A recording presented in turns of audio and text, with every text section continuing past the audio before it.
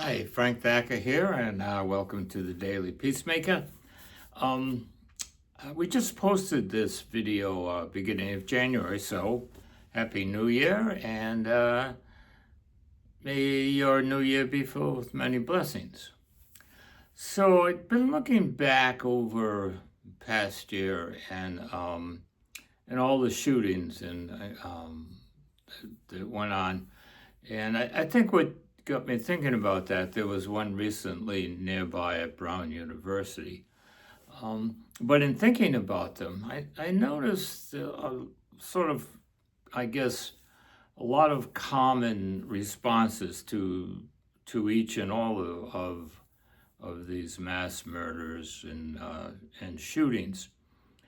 And, of course, there's one with sending prayers and good thoughts, which seems to follow most of those incidences. And then quite often, almost always, there's the issue of gun violence and both sides, gun control and no gun control, they start firing at each other. There's all the stuff that goes on social media about the murderer, and they were a communist, or they were liberal, or they were conservative, and all kinds of theories about that stuff.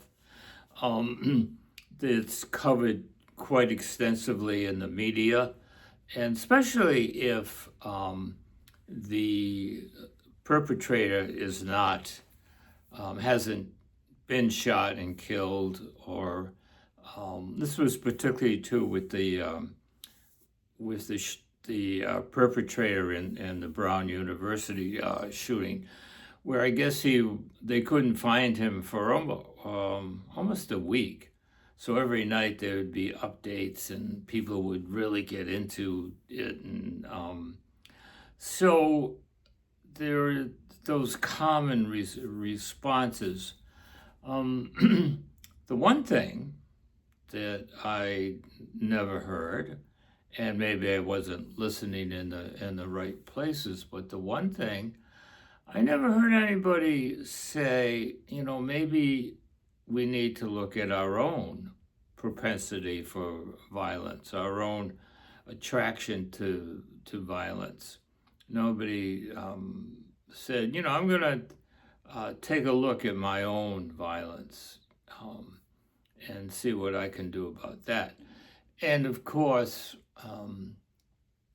many people would not even think of themselves as violent. And I would say that we all have a propensity for violence. We all have in us the ability to do some pretty serious violent things. Look at all the road rage. I mean, these are people driving along, ordinary everyday people probably, and someone cuts them off or something, and all of a sudden they get this rush of anger and let it boil over, and they chase the other car, and the other car stops, and boom, someone shoots someone. I mean, that's a little bit of an extreme, but it has happened for sure. And even stuff, someone cuts you off. What do? You yell at them, you scream at them. Someone is in a parking lot and they take the space that you were going to, and sometimes you get out and confront them. That was my space, and things just escalate. So true. Most of us are not going around shooting people, but we all have, I believe, or at least I'll speak for myself, we have this package of violence in us that can easily spill over into some pretty serious actions and stuff. So I'm thinking a while back, maybe a couple of years ago, we did a whole bunch of stuff on nonviolence, and it's sort of ironic in a way, because people complain about violence, and rightly so, especially in these murders. And this is intolerable, we can't tolerate this.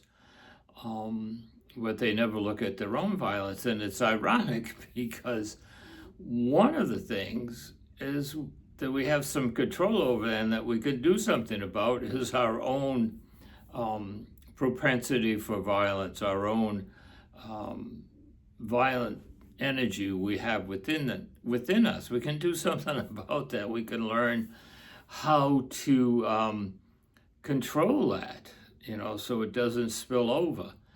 And like I was saying a while back, maybe two years ago, I forget what. I think like the podcast number 6 and stuff, we did a whole thing on nonviolence, learning to live nonviolently today, more so than you did yesterday. And I was looking at those. They were a little, I don't know, long in the tooth, so to speak. They're like 35, 40 minutes. I mean, there's good stuff in it. Let me tell you, there's really good stuff in it, but it's a little tough to listen to a podcast for that long. So I'm thinking revisiting those, but in a more concise way. So I think that's what I'm going to be doing for the next few podcasts, because I believe in that, violence, how do I want to say it? So we have energy, and the more we can live non-violently, the more that energy spreads out. And another way of saying living non-violently is being kinder, more compassionate, more loving, and that, to me, vibrates out across the universe. And so if you want to do something about the violence in society, I would say the one thing that you definitely have some power and control over is learning yourself how to live nonviolently day by day. And you don't wake up and say, I'm going to live nonviolently today. It's a real lifestyle that you have to learn. Nonviolence is, I call it a science because there's a lot of knowledge and learning that goes into what nonviolence really is. It's a skill in the sense that you have to practice it to get better at it. And in many ways it's an art, because a lot of times you have to be very creative in certain situations so they don't escalate into a violent situation. So I think that's where we're going to be going. And flipping back to this notion that, well, I'm not violent, I would suggest, even challenge you to go to our website, dailypeacemaker.com, and then there's a drop-down there's a drop-down menu where you can click on the resource page, and it will take you to a bunch of stuff. There's a couple of things on there. One of them is nonviolent questionnaire, and the other is a nonviolent self-assessment. And take a look at those, like the nonviolent questionnaire. How long do you hold on to a grudge, harden your heart towards someone? That's a degree of violence. Yes, you're not running around, shooting someone, but when you harden your heart against someone, you're being kind of violent. You're holding yourself back from them, and often that grudge turns into something where you want to do their personality damage by bad mouthing them and stuff. So it's this whole notion of living nonviolently is a lot of work. But again, it's the one thing that we have a lot of control over. So I think that's what I'm going to be doing, sort of spinning back and going over those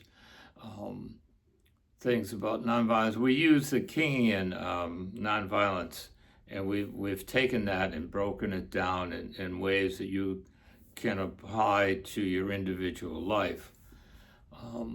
So again, take a look at those resources on the resource page in dailypeacemaker.com and just get a sense of how much violence you have in you, or how much propensity you have in you to be violent, and begin to work with that. And the goal is always to live more nonviolently today than I did yesterday. So let me leave you with that. This whole notion of the power you have to help make this world a more nonviolent way for all creation. All right. So with that in mind, I'm going to say walk in love, and may we all realize that we are all in this together. And you take care. Bye.